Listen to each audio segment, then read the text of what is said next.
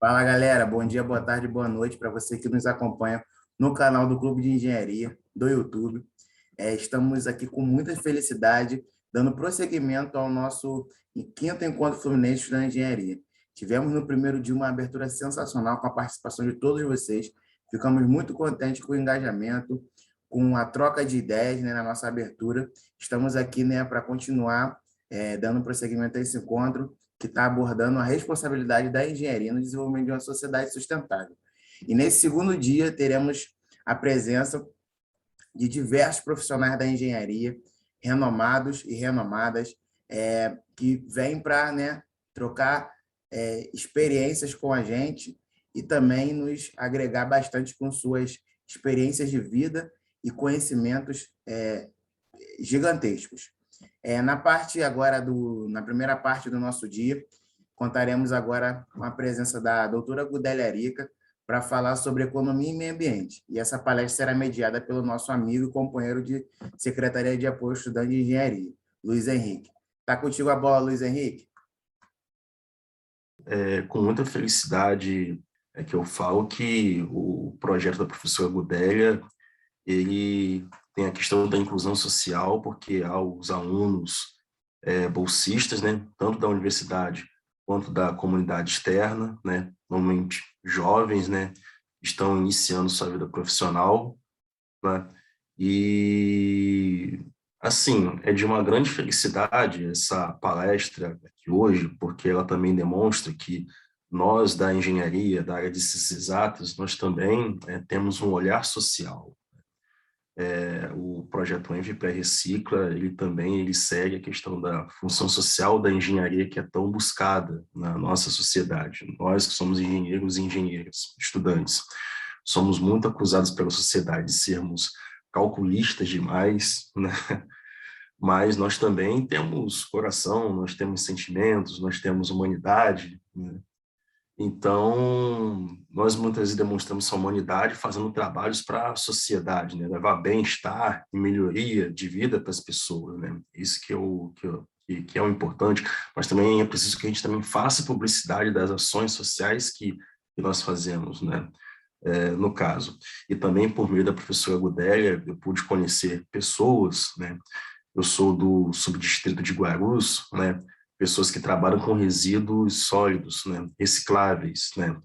Pessoas muito pobres, muito humildes, que realmente fazem um trabalho de sustentabilidade muito grande, entendeu? E também de saúde pública, porque quanto menos resíduos, né, dispostos, né, nas ruas, nas vias públicas, entendeu? Quanto menos resíduos, né, menos nós temos vetores de contaminação. A gente sabe que nessa questão da pandemia, né, a gente ainda não deu o valor devido aos catadores de material reciclável.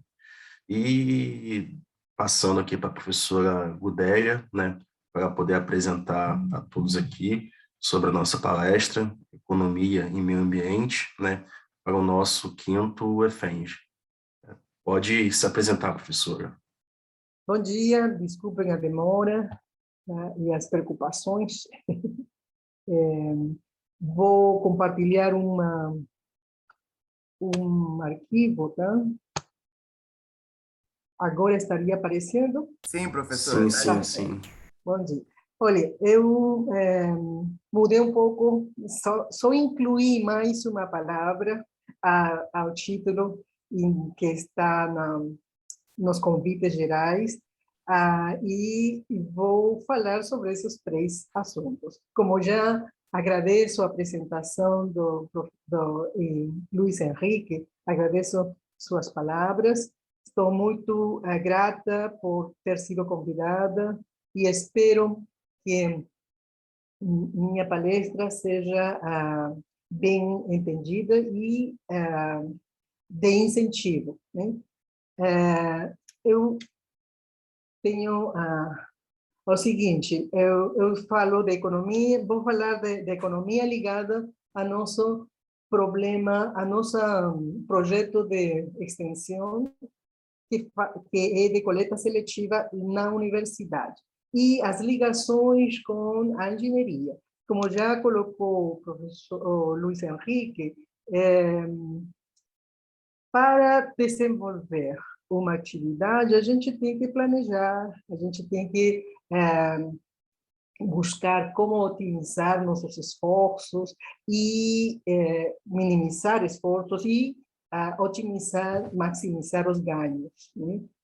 Os resultados que a gente quer, almejamos metas sempre. Então, em esse almejar de metas, a gente tem que incorporar conhecimento para facilitar, para acelerar nossos objetivos, para acelerar a chegada a nossos objetivos. Então, quero repetir que estou grata pelo convite para este 5º encontro fluminense de estudantes de engenharia.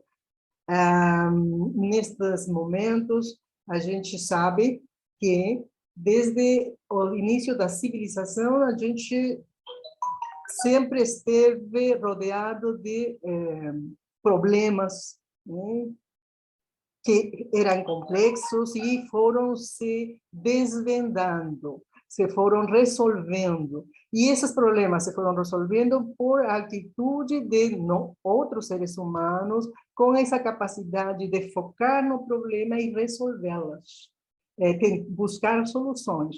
Foi assim como se criam as armas, as primeiras armas para corte, com as pedras lascadinhas, que artesanalmente se construíam para defesa e para corte, e outras atividades. Então, sempre tem sido muito importante essa habilidade de algumas pessoas para resolver problemas complexos. Então, nesse sentido, o fato de identificar o problema e logo após identificar quais poderiam ser as causas e quais são as possibilidades de focar em uma dessas causas e irem resolvendo. Então, através da motivação ou da curiosidade da pessoa que tenta resolver o problema, essa é a habilidade que deu início ao que agora chamamos de engenharia, claro, com uma preparação a mais, com uma formação a mais, como comentou Luiz Henrique. A gente precisa de uma linguagem especial, que é a linguagem matemática, para poder estruturar, para poder equacionar e facilitar testes que poderiam ser custosos através de desenvolvimento teórico primeiro. E depois de estar seguros com o nosso desenvolvimento teórico, a gente aplicar e passar aos finalmente, a mãos da obra, né? Resultado de nossa análise teórica em princípio. Então, essa habilidade é o que agora se chama engenharia moderna. E essa capacidade das pessoas de identificar problemas, de buscar soluções, em princípio, primeiras soluções, segundas soluções, e aí, consequentemente, ir aprimorando as soluções até chegar ao objetivo máximo, que a gente tem sempre para obter. Temos esse conceito de qualidade também nas pessoas que tentam resolver problemas. Ou seja, não estão satisfeitas até conseguir aquilo que estão sonhando, aquilo que acham que deve acontecer. Como quando, na minha época, por exemplo, eu só assistia em desenhos animados, o fato de poder conversar e olhar a meu interlocutor. Esse era um sonho, era um assunto de arte, de imaginar a ciência-ficção. E agora já não é uma ficção, agora é um fato. Portanto, eu posso lembrar o que o engenheiro Theodor Kalman disse sobre o engenheiro, ou a engenharia em geral. A engenharia é aquela que tem a capacidade de criar um mundo que nunca existiu. Ou seja, a gente se imaginou, queríamos um aparelho que nos comunique com outra pessoa, com outras pessoas, e poder enxergar essas outras pessoas. Queríamos um instrumento que nos leve a outros planetas, e a gente está criando isso, né? fruto dessa expectativa de transformar. E essa é, praticamente, o que faz a engenharia. Com suas ferramentas, algumas complexas, identificação de problemas não é tão complexo, a gente sabe que há um problema quando nós estamos conseguindo o que a gente quer no momento, né? Tem algum problema, podemos nos concentrar em esse problema e tentar resolvê-lo. Bom, então, Von Karman falou que o engenheiro é responsável pela criação de um mundo que nunca existiu. E tudo o que a gente tem agora, e o que estamos chamando de século XXI, é fruto dessa atividade dos engenheiros, né? Temos veículos eletrônicos, atualmente, são caros, muito caros por enquanto. Temos prédios de muitos andares fantásticos, que só a inversão de países poderosos conseguem, não? Fantásticos, aqueles com calefação, com sistemas que parecem cidades, prédios elevados, de muita capacidade de captar pessoas e de ir contra, de se autorrefrigerar, inclusive. Isso se conhece nos Emirados Árabes, né? Tem prédios com o dinheiro que eles têm, investem na engenharia mais avançada para poder suportar as temperaturas altas daqueles países, né? E continuar as atividades comerciais, as atividades econômicas e também as atividades científicas dentro desses prédios. E a moradia, né? Muito bem, então, o engenheiro está presente quando surge um problema e também está presente para superá-lo, porque se foca em um problema. A motivação pode ser simplesmente habilidade, perdão, a motivação simplesmente pode ser curiosidade ou necessidade, né? Agora estamos necessitando veículos de energia renovável e se está dedicando muitas pesquisas a isso. Então, daqui a pouco, a engenharia nos vai trazer soluções boas. Mas, o que é bom, né? Já se está falando, por exemplo, que as baterias desses sistemas de energia solar, desses sistemas de energia eólica, essas baterias duram um bom tempo, uma vida média de 10 a 15 anos. Porém, como está avançando a construção de baterias cada vez mais sofisticadas e cada vez menos custosas, então o pessoal pode ir trocando essas baterias antes do tempo e vamos ter um problema, o descarte dessas baterias, que são de alta periculosidade pela composição mecânica e química interna dessas baterias. Então, temos que tomar cuidado com as soluções. Agora, o problema, então, que está presente no nosso dia a dia é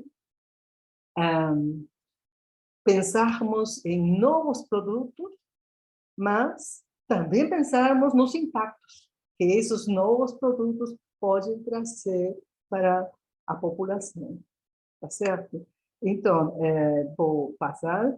A engenharia, então, tem como objetivos fundamentais construir, manter e aperfeiçoar a partir da utilização de conhecimentos especializados. Aquilo que Luiz Henrique falou, a gente precisa de muito cálculo, precisa de conhecer física, precisa de conhecer química, porque são áreas que trabalham em conjunto para poder chegar a soluções. Tá? Entender, participar de uma equipe, não vai se resolver por uma pessoa só, tem que ser uma equipe. E tem que ser de conhecimentos múltiplos, com muita vontade de resolver os problemas para poder viabilizar soluções. Tá certo? Então, a ideia é transformar nossos sonhos, aquilo que chamávamos de ciência-ficção, né? Como desde Júlio Verne se se sonhava em submarinos, se sonhava em aviões. Na época de Júlio Verne era ciência ficção. Eles romanceavam histórias com essas viagens ao fundo, ao centro da Terra. E para poder romancear, ele construía, fazia a construção mais ou menos para explicar como se podia chegar ao centro da Terra, que suporta grandes temperaturas. Esse era o problema, esse era o sonho, né? Bom, então, isso é para homenagear este encontro de estudantes de engenharia que estão na quinta edição, e é para também só ambientar nossa fala, né? Já colocou Luiz Henrique que a intenção é aperfeiçoar, né? E também reconhecer que o ser humano forma parte do problema, e se está envolvido no problema, tem, e é bom identificar como parceiro a cada um dos cidadãos que moramos neste planeta. Tá bom? Então, vamos a continuar. Que temos como problemas atualmente observados?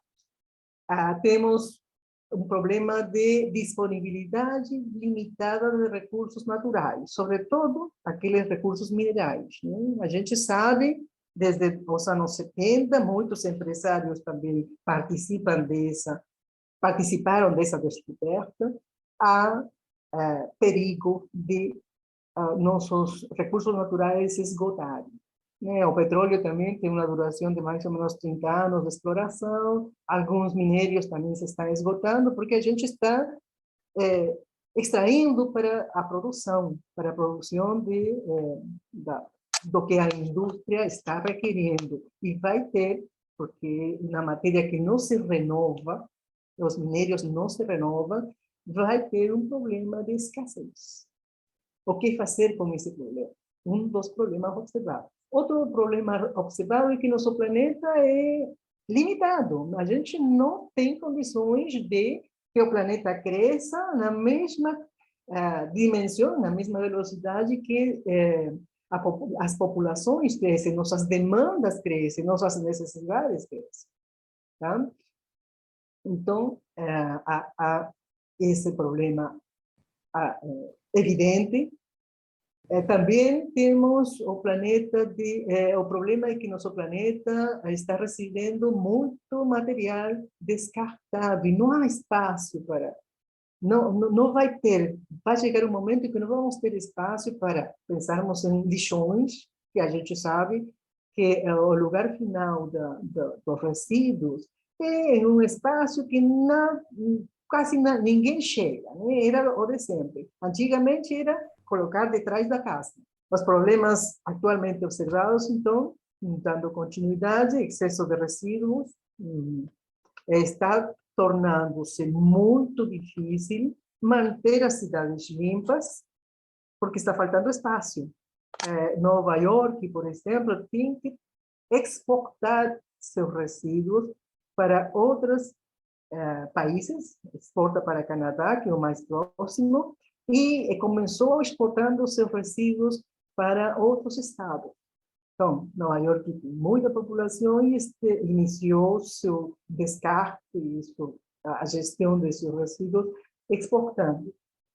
Mas esse exportar para outros lugares é custoso. Temos que equacionar esse problema. Não vamos ter condições de continuar exportando nossos resíduos, porque não todos temos esse crédito para fazer. Algumas cidades e alguns países têm dinheiro, mas nem todos os países têm dinheiro. O que mais a gente tem como problemas já imediatos?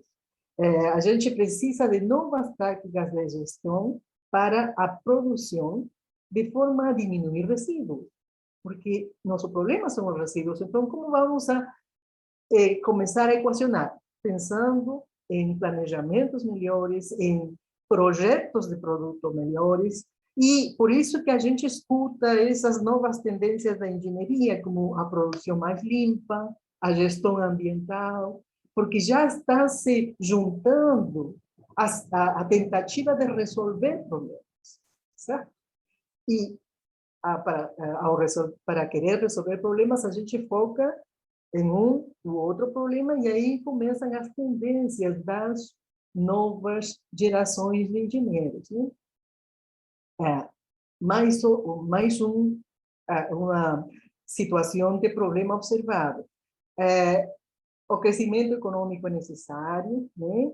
Mas o crescimento econômico é necessário sem prejudicar nosso ambiente, né? Se a gente pode equacionar isso, que se necessita muita vontade de tolerância, muita vontade de não afiançar as diferenças, né? Diferenças sociais, econômicas. Então, a gente vai ter solução para nosso planeta, para nós continuarmos com todos os benefícios e vantagens que nos oferece nosso planeta, que todos nós desfrutamos, né? Sim, a gente pode resolver esses problemas que estamos elencando. Esses são os problemas gerais, né? Agora, quais são os problemas econômicos, né, que se aparecem? Elenco: reduzir perda de materiais, né, porque se estamos cientes de que temos recursos naturais limitados, a gente vai ter que utilizar melhor o que já temos. Reduzir perda. E também diminuir a geração de resíduos. Segunda questão econômica: reduzir a entrada e uso de recursos naturais. Ou seja, a gente tem também que os recursos naturais não são baratos. Ou seja, a gente quer extrair ferro, mas o ferro vem combinado com outros minérios e outras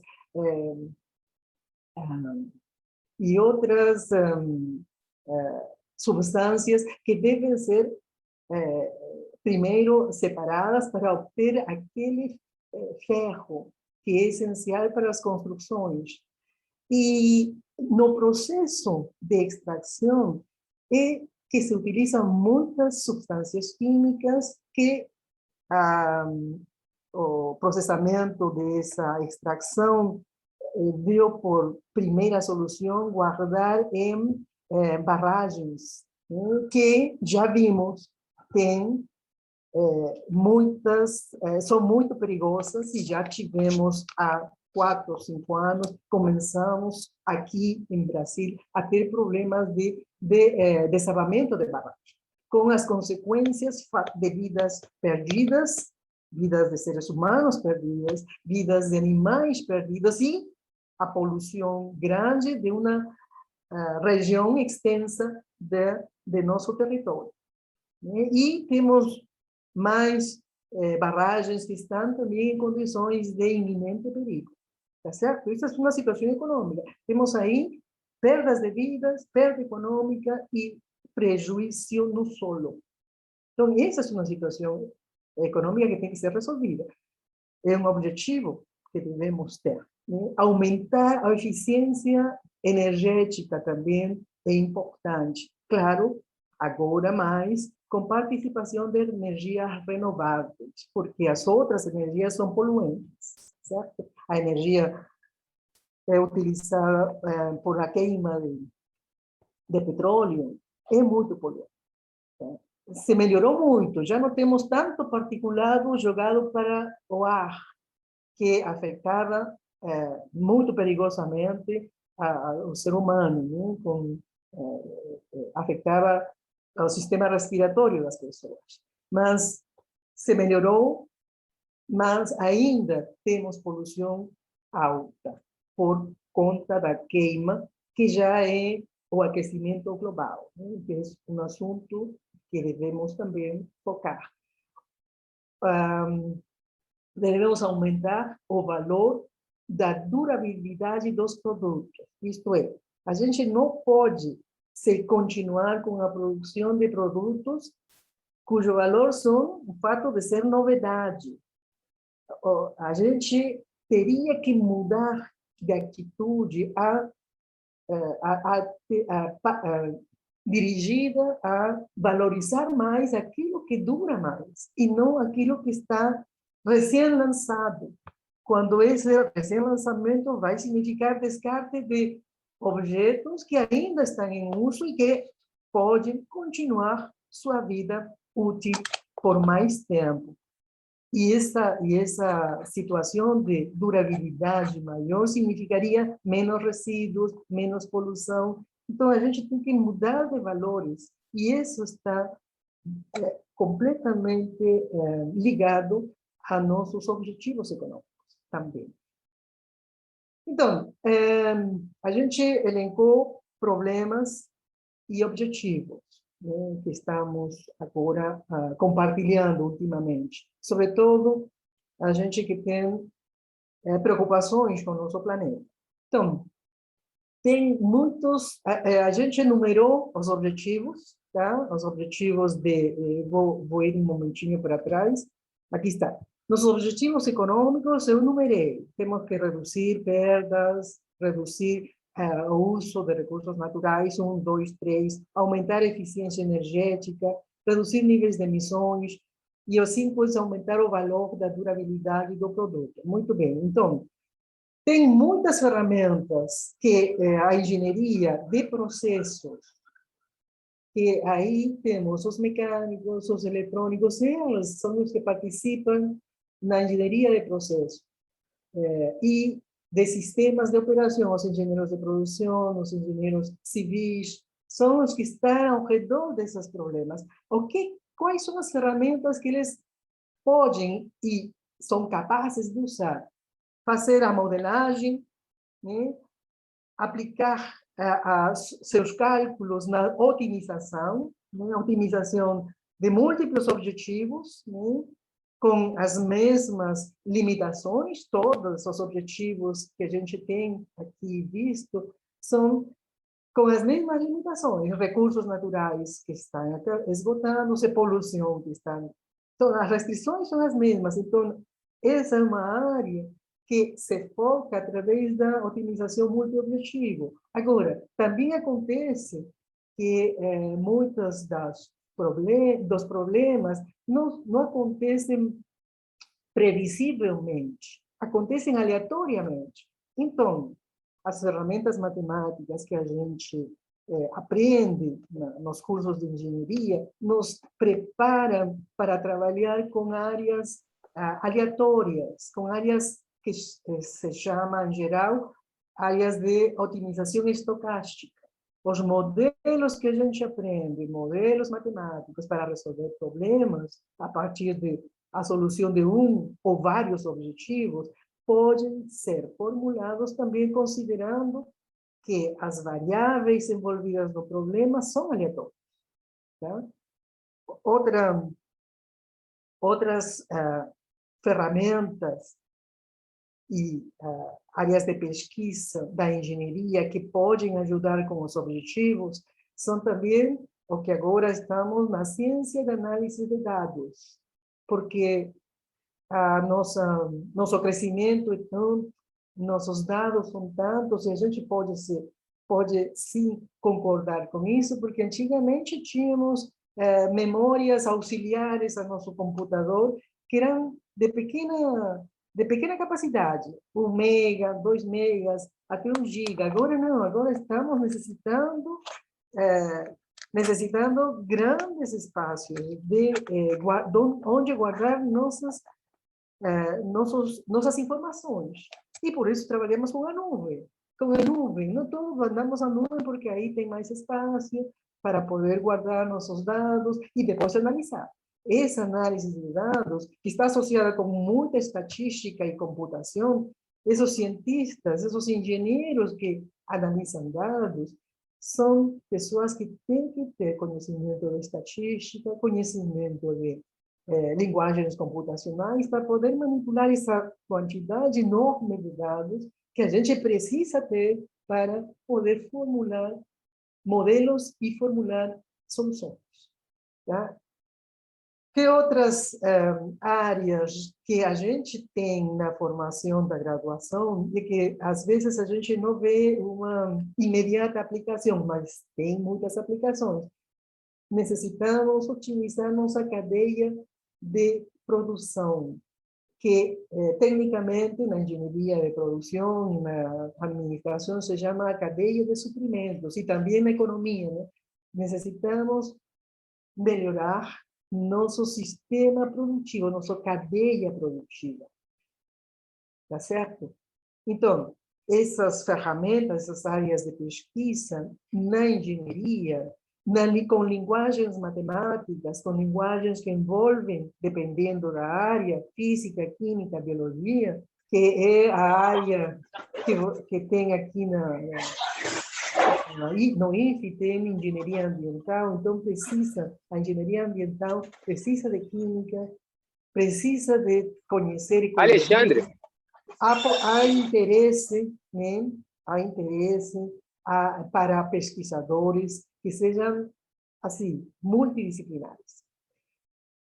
Para melhorar as propostas e os planejamentos de novos produtos e processos que se resolvam os problemas que elencamos há pouco, com menos poluição, com menos resíduo, necessita de ferramentas que possam ser seguidos no planejamento, utilizando algoritmos que nos deem soluções plausíveis, né? E que nos resolvam nossos atuais problemas, né? Os engenheiros ambientais estão sempre ligando essa importância que existe, a importância que existe com a conexão de água, energia e alimentos. Como vamos produzir mais alimentos que são demandados porque a população cresceu, se a gente não tem condições de manter uma irrigação constante, e essa irrigação é feita através do uso de energia, né? E do uso de água. Então, há uma necessidade de otimização, uma necessidade de planejamento que tem que ser repensado, que tem que ser modelado e logo teoricamente, ter uma proposta de solução, essa proposta levar à prática.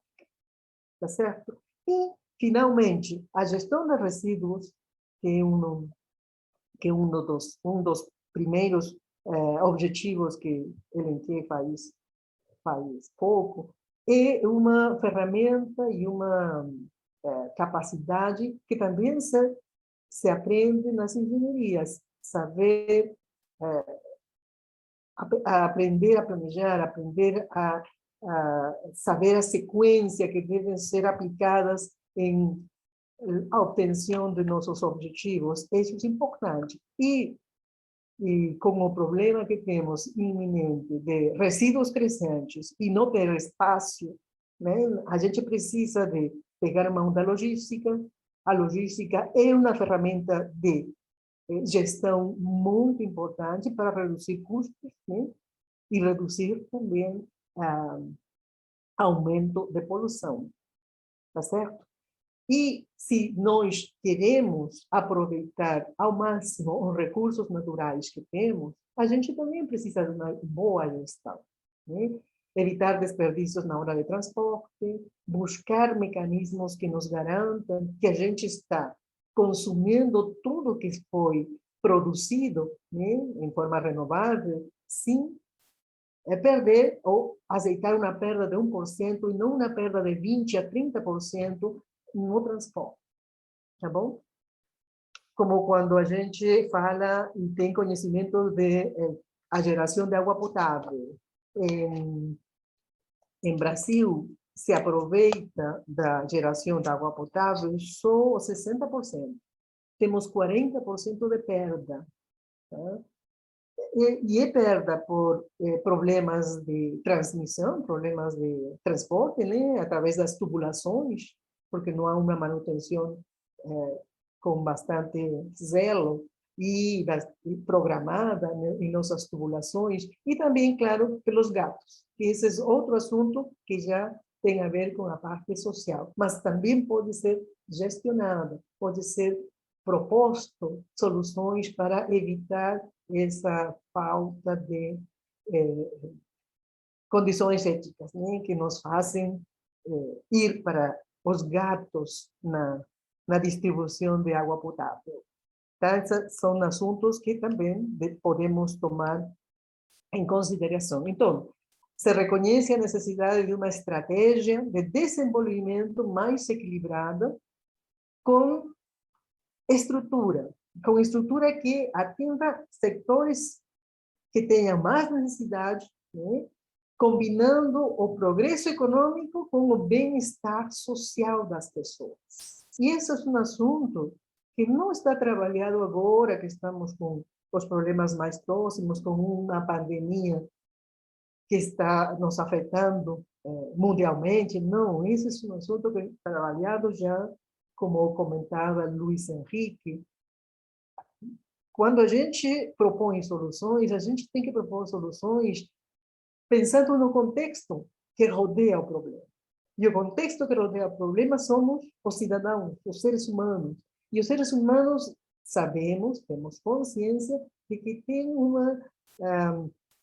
uma disparidade grande entre alguns seres humanos que recebem o benefício e uma grande maioria de seres humanos, de cidadãos, que está à margem desses benefícios.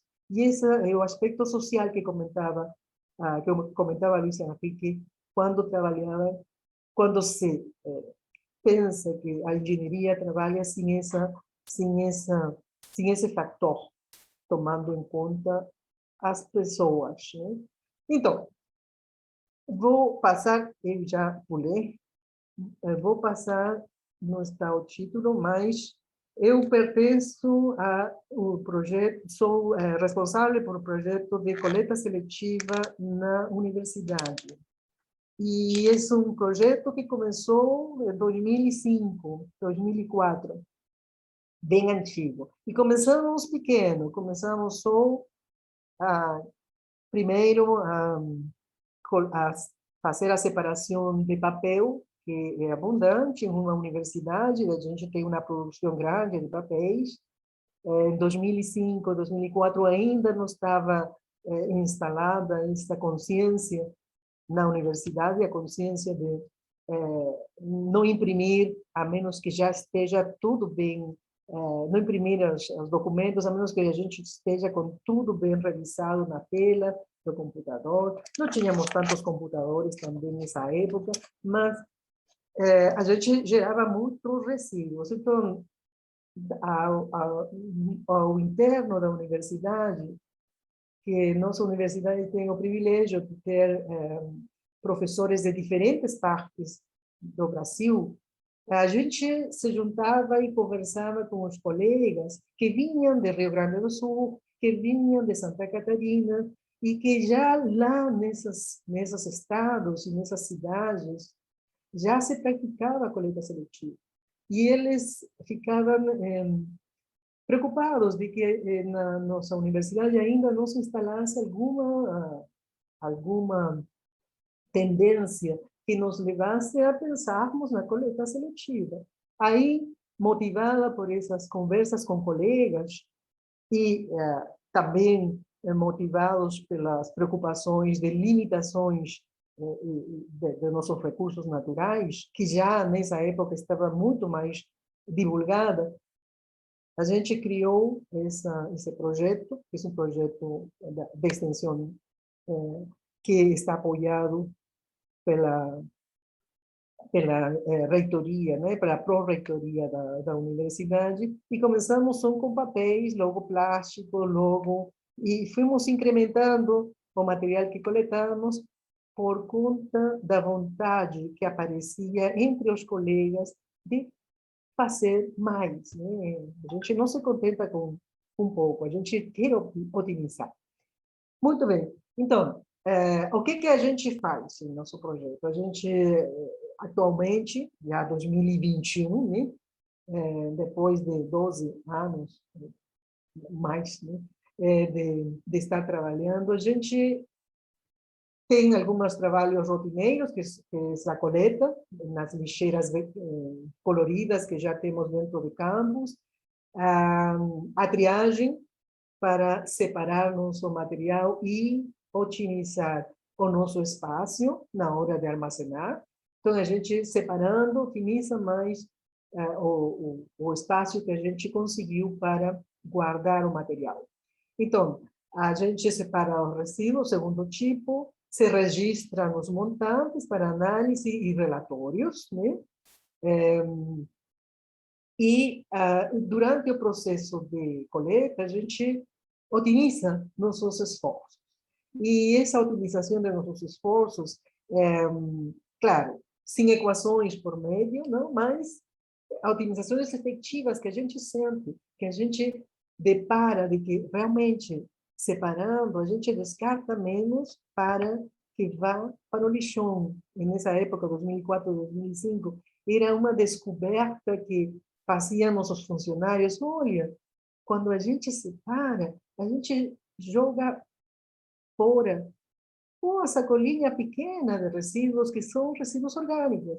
O resto, aqueles resíduos volumosos, vêm para a coleta seletiva. E isso é ótimo, né? É muito bom sentir que, na prática, há uma efetiva diminuição do que vai ser descartado para que vá a um campo grande, né? Aos aterros sanitários. Primeiro, aterro controlado, que tínhamos em Codins, e agora, desde 2010, para o aterro de Conselheiro de Josino, um aterro já com todas as regras que se pediam para o funcionamento do aterro sanitário, né? Então, agora, quando a gente descarta menos no aterro sanitário, a gente vai alongar a vida útil desse aterro. Não vamos precisar de estar nos preocupando por construir outro aterro e outro investimento da prefeitura para construir outro aterro. Então, a gente otimiza esforços, né, via diminuição via uma divisão de atividades, rodízio de atividades para conhecer todos nosso trabalho, e fazemos a redução de volumes para armazenar melhor. Então, há uma prática evidente do que podemos fazer com algum planejamento de nossas atividades frequentes, né? E, finalmente, a gente dá, para manter nossos colaboradores sempre informados, a gente mensalmente passa uma mensagem com o coletado, tá? São as atividades regulares do nosso projeto. Simplesmente estou enfatizando o que agora estamos escutando na televisão, né? Qual a situação atual? Já não basta produzir um bom produto e vendê-lo ao preço justo. Agora é necessário que a gente mostre que nosso produto tem menos impacto, né? Menos impacto contra o meio ambiente, e que, se tiver impacto, eles mostrem que há compensação de alguma forma para diminuir esses impactos.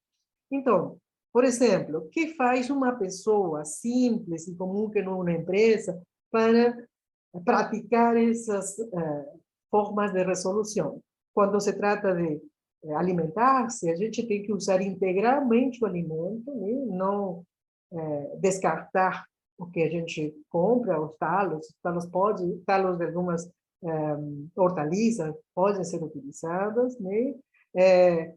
Substituir proteínas, porque o consumo de carne em excesso necessita, para 1 quilo de carne, muita quantidade de consumida de água, porque é o milho que necessita de água, é a própria unidade de animal que precisa de quantidade de água, como um boi, né? Um boi precisa de muita quantidade de água para engorde, para produzir leite, as vacas precisam de muita quantidade de água, além de os alimentos que são produzidos, os alimentos que eles utilizam para engorde, são produzidos só consumindo água. Então, substituindo proteínas, a gente pode também colaborar com essa problemática que temos, né? Diminuir impactos. E, em geral, cultivar o que se consome. Isso seria outro mecanismo também para melhorar e compensar o que a gente consome. Quando a gente se dedica aos movimentos, a gente pode, né, investir em um transporte limpo ou utilizar carona, compartilhar carona. Os transportes limpos, bicicleta, em campos, temos uma superfície plana que ajuda muito bem a nós utilizarmos a bicicleta, né? E diminuir a poluição por petróleo, por diesel ou gasolina, né? É uma atividade individual de como resolver ou apoiar a solução de alguns problemas. Isso aí eu passei, desculpem, agora vamos continuar com o nosso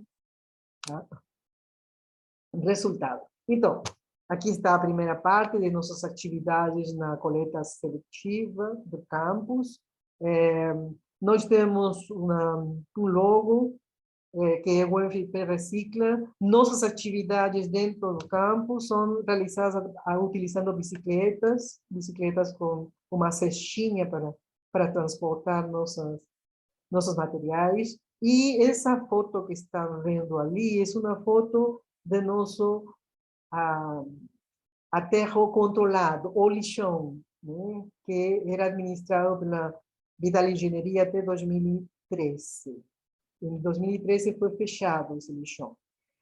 Vocês veem algumas pessoas pequenas que estão dentro do lixo, que são os catadores, que eles identificam o material que pode ser reciclado, entre outras situações que os catadores que ali trabalhavam podiam realizar, né? Qual é a intenção do projeto? Divulgar hábitos de separação de resíduos domiciliares, em particular, né, de todos os que frequentam a UENF, e também dos vizinhos, né, de todos os que frequentam a UENF, e a partir da existência de nossa coleta seletiva, também os vizinhos da UENF levam os produtos descartados, os produtos que são recicláveis para nosso centro de triagem, né? Porque há uma boa vizinhança e a gente pode executar essa atividade como ponto de entrega voluntária. Mais outra intenção com o nosso projeto, contribuir com o saneamento básico, que é essencial para a saúde de todos nós, né? E para a prolongação da vida útil dos aterros. Porque construir um aterro é bem caro, muito caro, a manutenção de um aterro sanitário caro, para evitar a poluição do solo, né?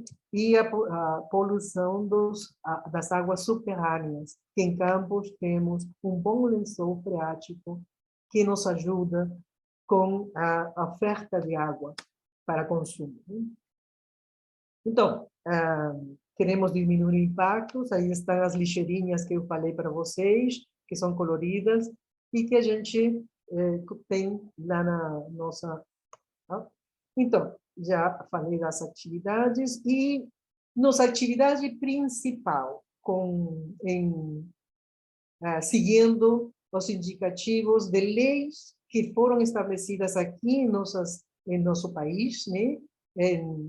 Temos uma lei federal e uma lei estadual. A lei estadual de 2007 indica que todas as instituições públicas do Estado, né, deveriam criar um espaço e responsáveis para a coleta seletiva da instituição. E essa atividade a gente quer seguir à risca.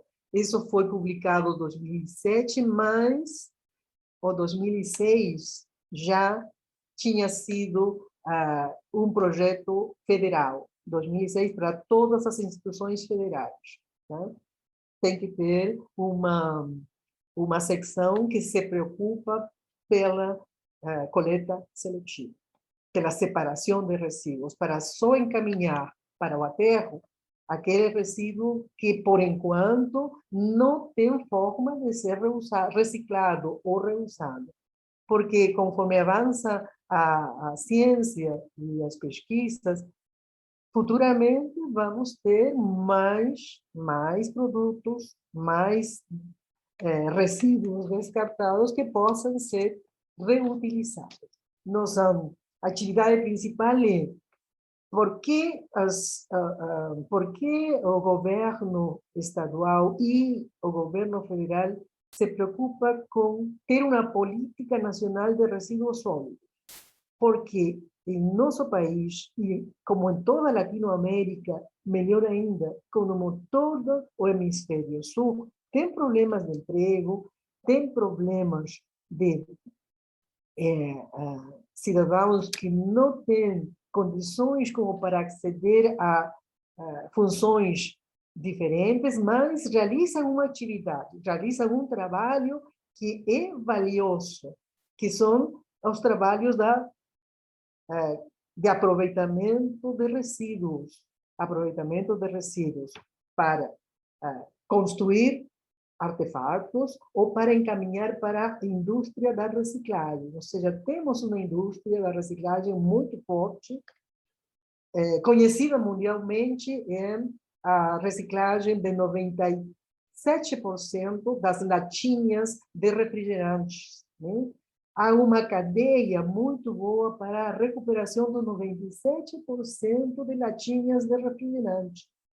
Então, se isso pode ser executado, a gente pode também, para outros produtos, criar uma cadeia suficientemente interessante pelos preços que se pagam para o material recoletado.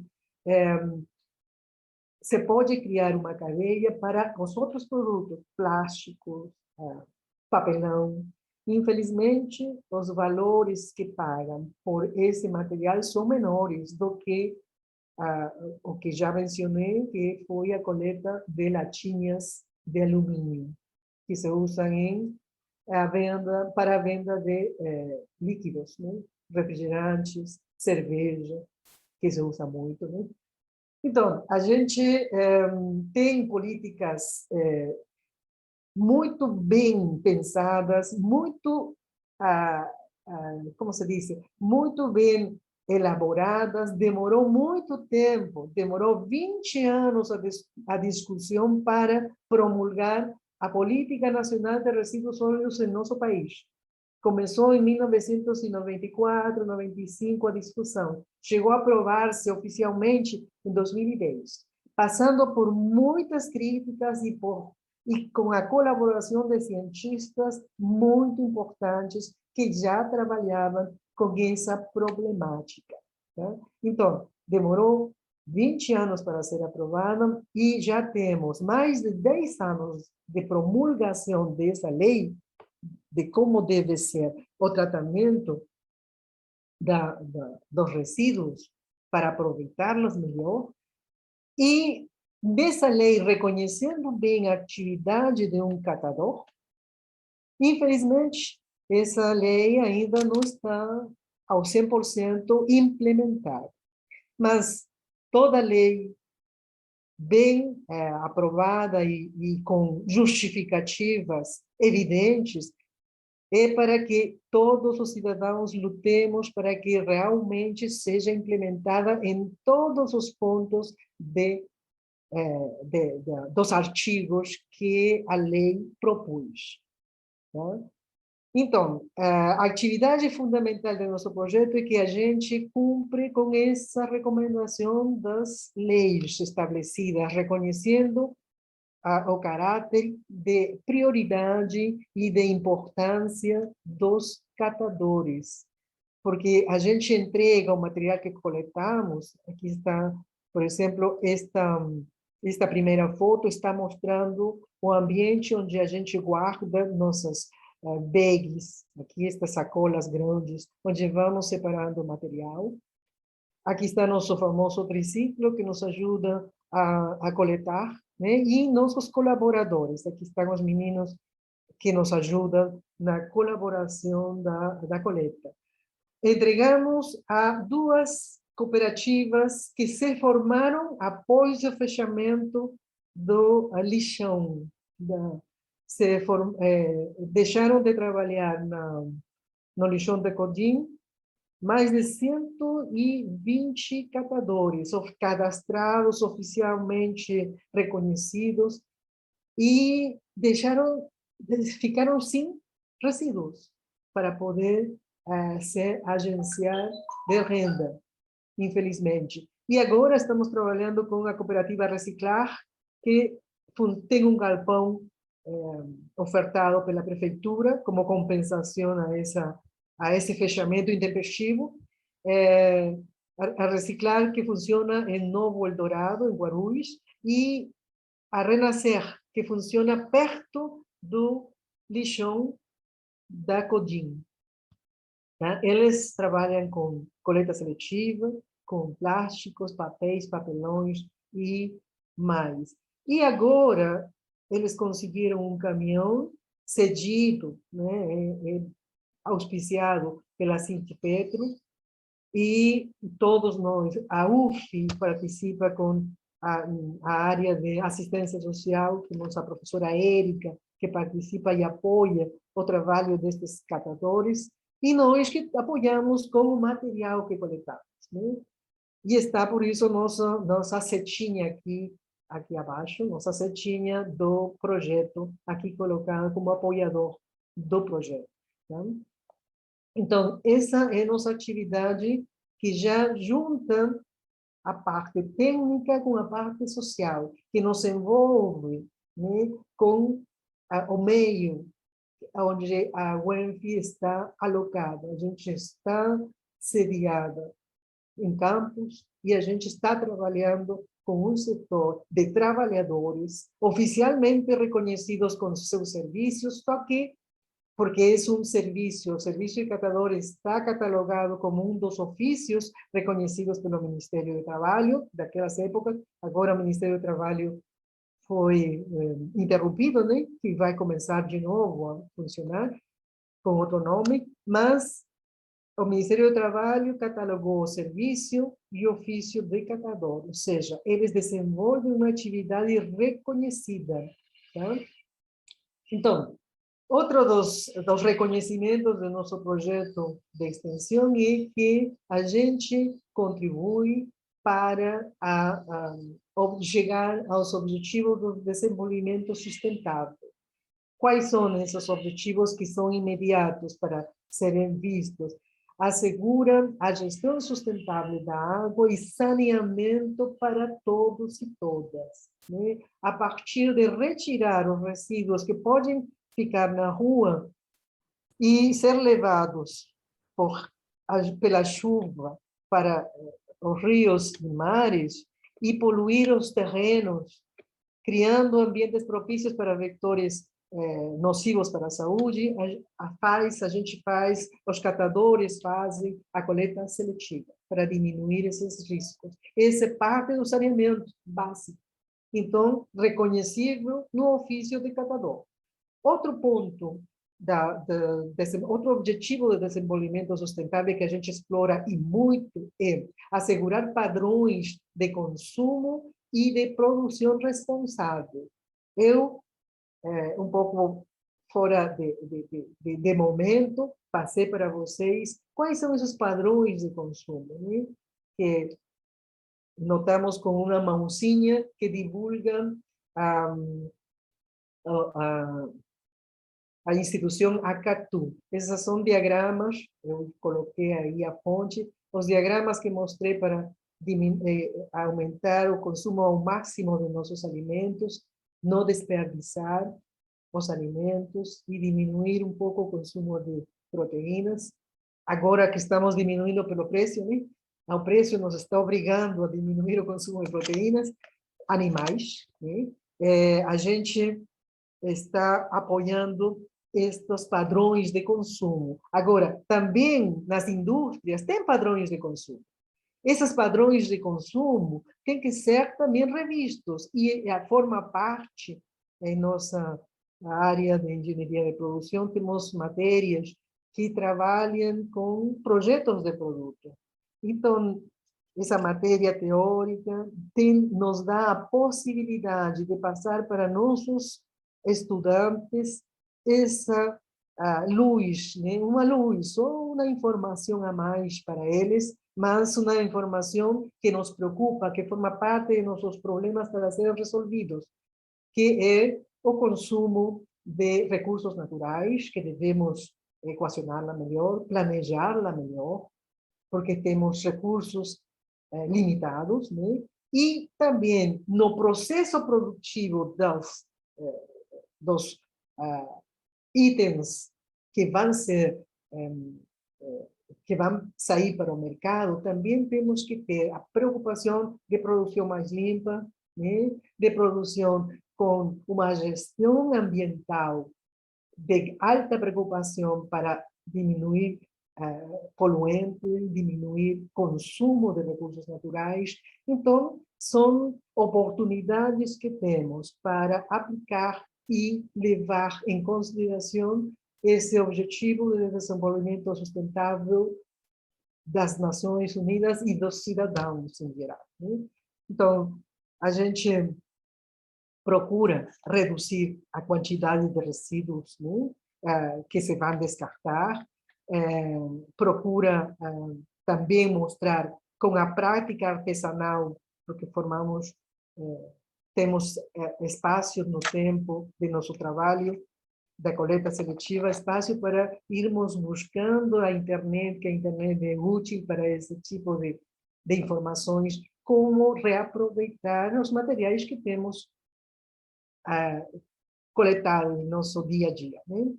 Confeccionando materiais úteis a partir do material que chega em nosso trabalho.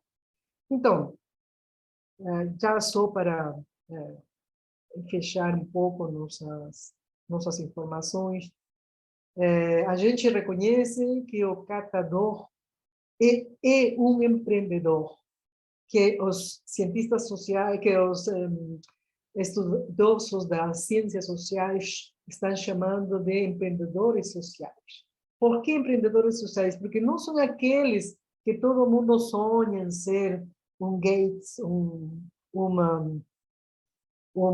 empresário de Facebook que enriqueceu, mas são empreendedores que tentam resolver seus problemas imediatos de geração de renda com esses pequenos empreendimentos. Empreendimento de venda nas esquinas, né, de doces, e os catadores têm um empreendimento de, a partir de material que é descartado por alguns, eles conseguem gerar renda.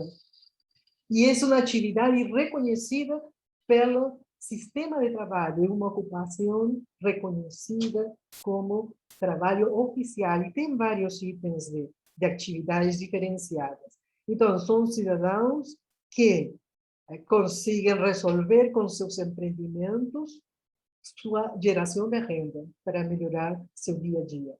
E são direitos, né? São sem afetar nenhum direito de outras pessoas. Que mais? Outra situação que a gente pode observar com o nosso trabalho é que os fluxos que estamos criando de tornar que materiais descartados de produtos já após consumo possam retornar ao ciclo da produção industrial, né, com a reciclagem, né, são formas de garantizar o trabalho dos catadores de recicláveis, que, em particular, como já tinha falado, em América do Sul, se sente muito a presença dos catadores, né? Infelizmente, a gente tem uma visão de que o trabalho do catador é marginal, é de menos qualidade, mas eles estão resolvendo os seus problemas. E também nos estão ajudando com a parte ambiental, porque não estão deixando o material solto na rua para que seja ambiente propício e que nos possa proporcionar doenças. Né? Então, mais ainda, é reconhecido por estudo do IPEA, do Instituto de Pesquisa de Economia, e, não lembro, o IPEA, o Instituto de Pesquisa, que em 2010 publicou um trabalho que destaca que quase o 90% de material que as indústrias de reciclagem trabalham em Brasil é coletado pelos catadores. Esse é um trabalho de 2010. Em 2010 tínhamos menos catadores do que agora estamos tendo. Agora estamos vendo muitos mais empreendedores sociais que se estão dedicando a essa procura de resíduos. Por quê? Porque nossa situação econômica agora está difícil. Né? Então, vocês podem observar, só de ter-se na rua esperando o ônibus, que vocês vão ver mais catadores na rua. Bom, então, há um aumento de catadores. Esses catadores têm essa função ambiental e também uma função de empreendimento, que com eles estão angariando uma forma de ganhar dinheiro para o dia a dia. Tá? Aí, infelizmente, né, o que também o IPEA informa é que só 10 a 14% dos materiais que podem ser recicláveis é o que vai para as indústrias recicláveis. Ainda falta uma maior força para a reciclagem. Outra conclusão é a Lei da Política Nacional de Resíduos Sólidos, que a gente está falando, é uma lei completa, respeitada e, como se diz, e bem reconhecida por todo mundo. Uma lei completa, porque envolve a parte técnica e a parte social. Reconhece a atividade de um catador. E mais, insta, exorta que eles se organizem, formem grupos associados de catadores, grupos associados de cooperativas, para que possam chegar a ser os empreendedores que podem ser quando as prefeituras assinem contrato com eles para fazer a coleta seletiva na cidade. Isso é o que a gente almeja, né? Tá? Então, são agentes ambientais que realizam o trabalho de coleta seletiva. Porém, ainda não está a Política Nacional de Resíduos Sólidos totalmente implementada, porque há muitos interesses para evitar que essa implementação se cristalize. Né? Outra conclusão, um dos artigos que foi largamente discutido é aquele que inclui o princípio jurídico protetor-recididor, princípio que está em paralelo a outro que fala de poluidor-pagador. Então, se o poluidor vai ser multado e vai ter que pagar por os defeitos e as causas dos impactos ambientais, como está se tramitando ainda largamente as multas para a Vale, que participou daquela barragem que não foi bem avaliada para continuar sem monitoramento. Né? Então, se se paga por ser poluidor, por que não se paga ao catador que nos está retirando material para que entre a um ciclo de produção? Isso aí ainda não se aplica, só está se aplicando o princípio poluidor-pagador, né? Que também demora, porque os trâmites judiciais são demorados. Há há muitos, há uma estratificação dos recursos que demora uma conclusão.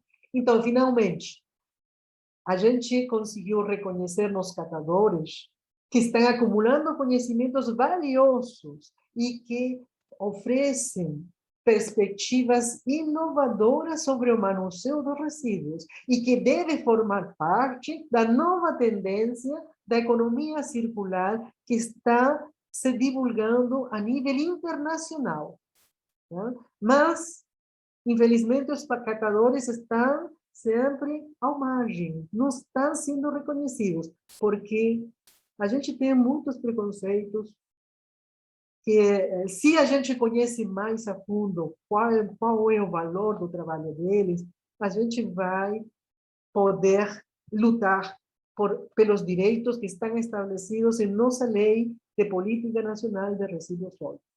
Essa é a conclusão que passo para vocês, e esse reconhecimento vai passar só se todos agora os engenheiros que formam parte já deste novo conhecimento possam ter consciência do valor que tem o trabalho do catador. Tá? Muito obrigado. Aqui está as referências que utilizei. Essa preocupação de incluir na economia circular o aspecto social é um tema muito novo e que se está trabalhando a nível de pesquisas internacionais. Tá? Obrigada. Tá. Alguma pergunta? Muito obrigado. Muitas perguntas, professora. Mas assim, ele está com um tempo bem curto, então a gente vai ter que primeiro agradecer, né, essa excelente palestra da senhora, né, e além de ter falado sobre a questão da importância da engenharia, nessa palestra sobre economia e meio ambiente, mostrou também muita humanidade, muita humanização, né, como a gente sempre colocando no centro a figura do catador de material reciclável, né. São muitas perguntas aqui. Tem pessoas também pedindo se há possibilidade da senhora disponibilizar o material que a senhora produziu, né, para nós aqui, que o pessoal está elogiando muito. São muitas perguntas, o tempo nosso aqui é bem curtinho. Você faz a síntese de algumas perguntas. Sim, pessoal, eu vou fazer a coleção de perguntas, se a senhora responder em bloco, porque às 10h40 nós começamos uma outra palestra, né?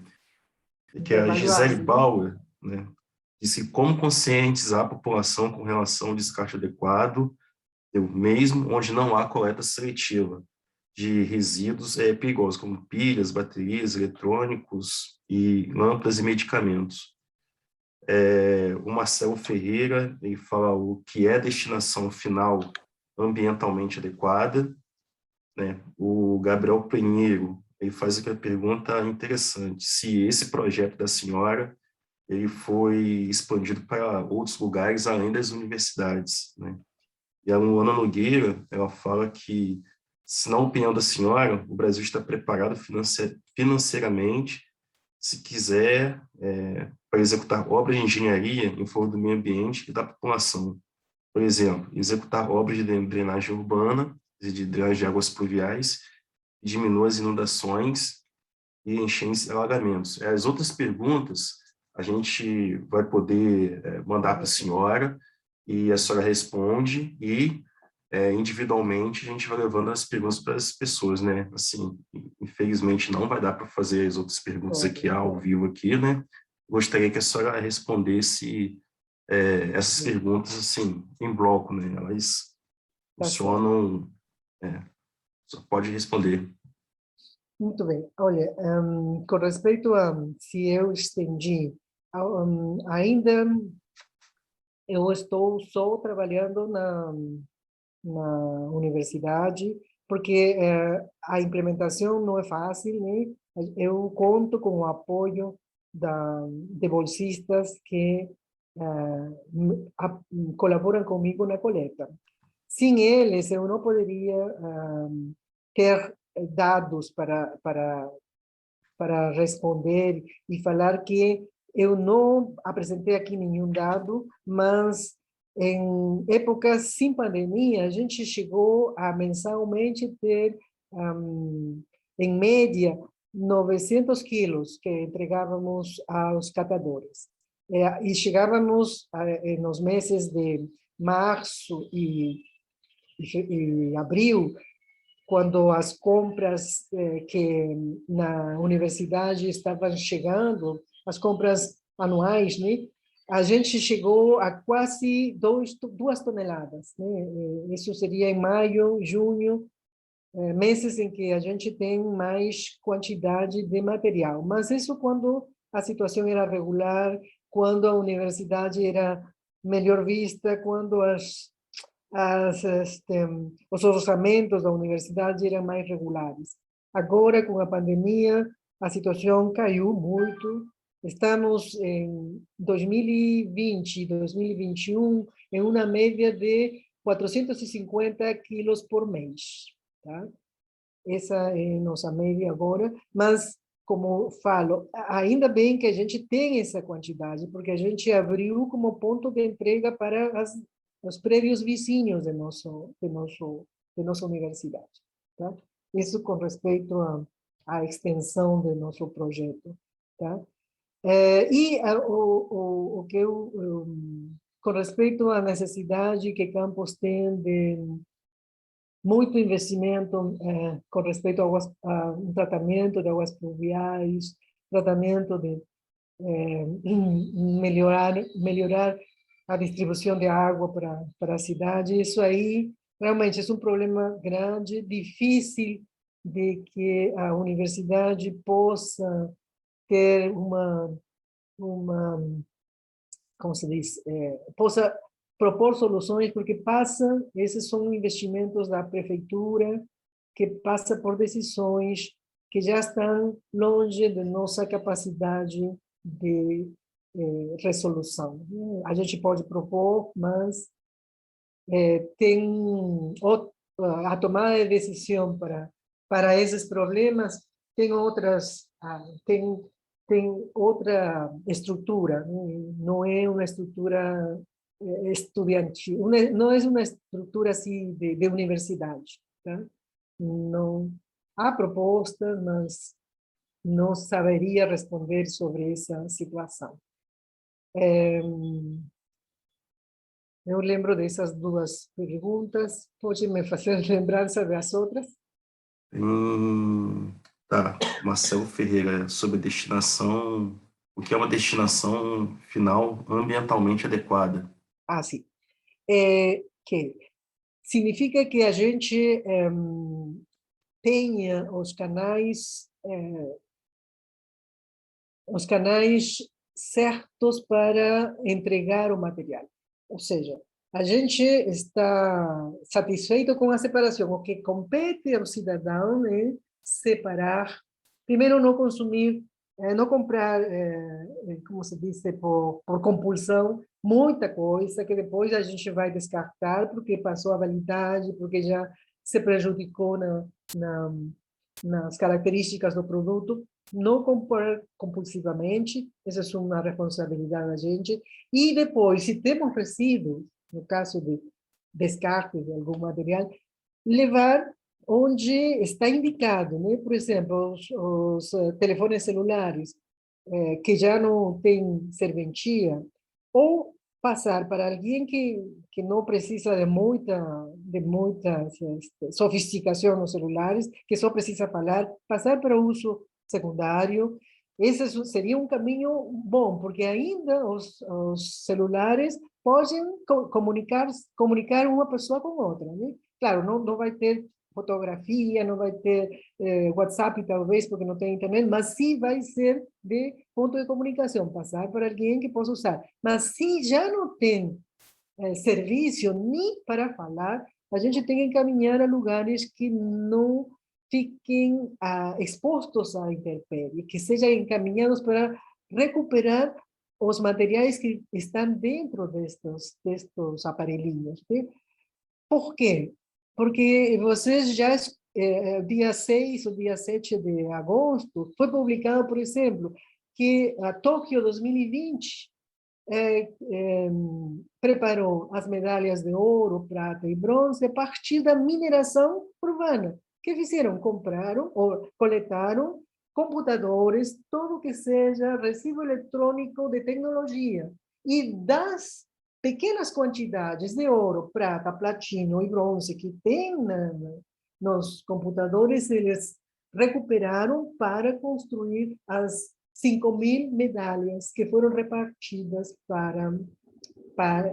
nas Olimpíadas. Mas isso, depois de um planejamento, esse planejamento eles já tinham na hora do fechamento da Olimpíada 2016. Eles já, em 2016, já tinham pensado em que estamos fazendo, já existe a reciclagem de minérios que estão aqui nos computadores, já existe, é caro, mas vamos investir para reduzir o consumo de matéria-prima virgem. Para que comprar ouro, especialmente, se podemos investir em melhorar os processos de recuperação desses materiais? Então, eles investiram na pesquisa para diminuir o custo da reciclagem e construíram essas medalhas a partir desses resíduos. Foram muitas toneladas conseguidas, tinham o tempo, né? Estavam planejando há 4 anos, e que se tornou 5 anos pela pandemia, estavam já pensando em trabalhar com essa recuperação de minérios. Outra coisa, esse é o caminho certo, entregar para a reciclagem. E os resíduos orgânicos deveriam ir para a compostagem. Se tivéssemos uma empresa que se dedique à compostagem, a gente reduziria ao máximo o material que vai para o aterro sanitário. Com isso, duraria muito mais um aterro que custou bastante dinheiro e custa. A construção de um aterro sanitário é custoso, né? Então, como eu falei, tinha uma pergunta sobre os medicamentos, como se descarta medicamentos. Infelizmente, temos uma lei para que as farmácias e os hospitais tenham um posto de entrega de medicamentos que se vão a descartar, porque assim asseguraríamos que os medicamentos não se vão confundir com os resíduos orgânicos, não se vão confundir com os resíduos que estão sendo descartados pela sociedade e vão assegurar-se que vai ser tratado, vai se incinerar quando é perigoso, né? E em caso de que alguns medicamentos possam ter outro caminho, vão ser analisados para fazer esse caminho correto que a pessoa que perguntou estava querendo.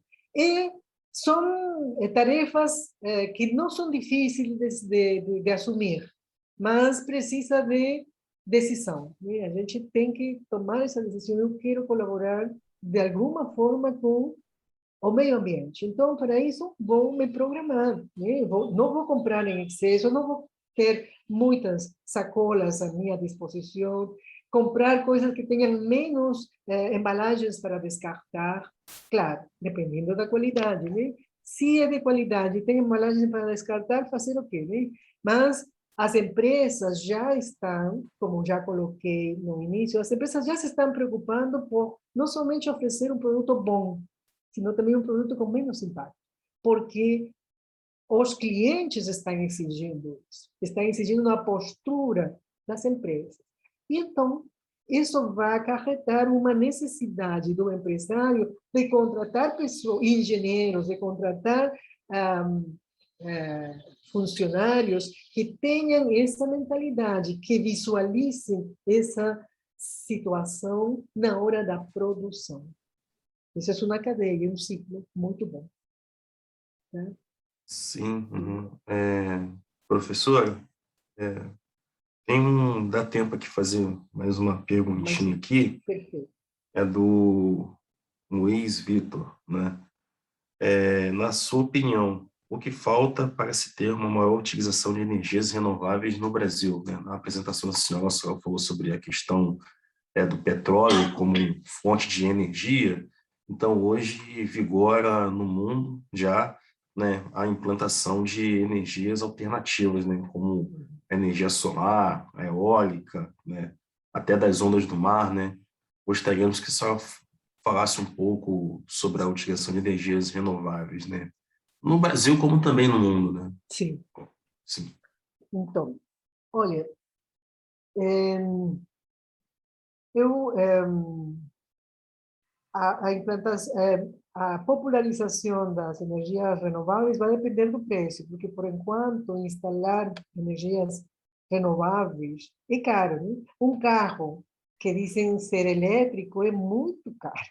A gente, carro elétrico, não temos o sistema primeiro para carregar o carro, né?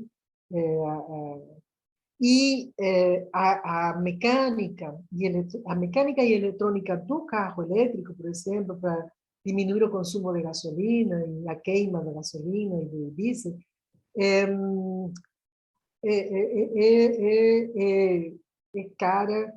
A mecânica utiliza baterias que têm lítio, e essas baterias têm uma durabilidade, dizem que a durabilidade é grande, porém, o que fazer com o lixo? É como as energias nucleares, como a energia nuclear. É bom ter uma geradora de energia elétrica nuclear, só que a fonte das energias nucleares é o material radioativo. E o que se faz com o material radioativo? Como vamos tratar? A gente tem que estudar ainda, dar soluções àquilo que vai ser como descarte. Antigamente, a gente criava, produzia um produto sem se preocupar pelo descarte. Mas agora estamos em outra época. Uma época em que a gente tem que se preocupar pelo processo produtivo, desde a escolha da matéria-prima, e também preocupar-se por o que vai acontecer quando já não tenha serventia para o primeiro consumidor. Isso aí significa o que fazer com os resíduos radioativos, porque são perigosíssimos. Já vimos em Goiânia, eu acho, houve um problema, né? Quando descartaram umas células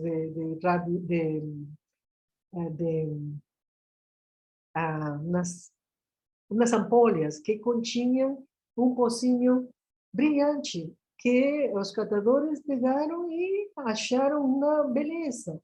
Mas esse descarte foi errado, porque contaminou e agrediu a esse grupo de pessoas que teve contato, porque achava brilhante, porque de noite também brilhava, e acharam que era uma grande coisa, né? Mas foi uma contaminação muito forte e que afetou o ser humano, né? Então, a gente tem que tomar cuidado com essas etapas. Não é somente pensar em produzir e colocar para o mercado, sem ter avaliado o que vai ser feito com os materiais que vão aparecer na hora do descarte, na hora já não serventia do primeiro consumidor.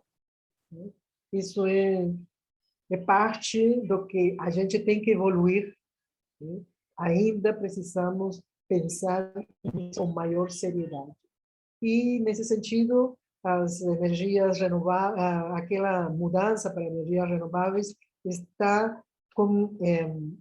não está ainda com um relatório eficaz com respeito ao que vamos fazer com as baterias desses sistemas de geração elétrica eólica e geração de energia elétrica solar. Ainda não estamos com essa avaliação, que se chama a avaliação de ciclo de vida. É uma metodologia, a avaliação de ciclo de vida é uma análise que se faz em economia industrial muito, é uma análise de energia e materiais, uma análise que tem que ser feito e agora estendendo a vida do produto até o descarte, porque no descarte há efeitos negativos. Né? Sim, sim, beleza. Uhum. Ó, muito obrigado, professora, né, pela palestra da senhora. Todo mundo aprendeu bastante, entendeu? No horário certinho, né? Muito E obrigada. agradecer a todos e todas por essa excelente palestra. E só um comentário aqui da Daniela Peixoto, onde ela disse que ela trabalha, né, numa fábrica onde há o coprocessamento de resíduos, e eles são queimados no forno de clinker, retirando-os assim dos aterros sanitários, né, que tem tudo a ver com o que a gente conversou aqui nessa excelente palestra, né, e também lembrar sobre a disponibilidade do material da senhora para todos nós aqui, né. Muito obrigado a todos e todas, Eu que e agradeço. parabéns, Muito professores. obrigada. Beleza. Muito Tranquilo. obrigada a vocês, espero que seja útil. Obrigada.